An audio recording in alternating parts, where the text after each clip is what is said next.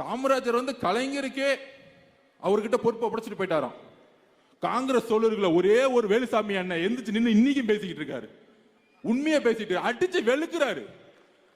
நான் இப்பதான் பாக்குறேன், ஒரே ஒரு காங்கிரஸ்காரர் தன்மானத்தோட வெளியே வந்து பேசிக்கிட்டு இருக்காரு. காங்கிரஸ் தோழர்களே, உங்களை உயிருடன் முழுங்கி கொண்டிருக்கிறார்கள் திமுக நம்பிக்கைகள். உங்களுடைய கொள்கை ஏன் காமராஜர் எழுத்தன்னா, என்னுடைய கொள்கை தலைவர் காமராஜர் அவர்கள். நீ அங்க தொட்டா நான் இங்க அடிப்பேன், ஞாபகம் வச்சுக்கோ.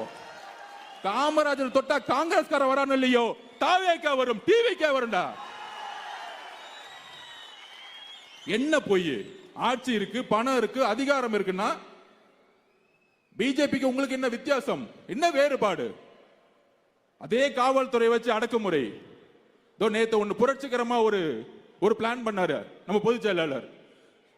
திருவள்ளூர்ல 10 வயசுல ஒரு பாலியல் பலாத்காரம், 9 நாள் ஆச்சு கண்டுபிடிக்க முடியல. ஆர்ப்பாட்டம் நடத்த பர்மிஷன் கிடையாது.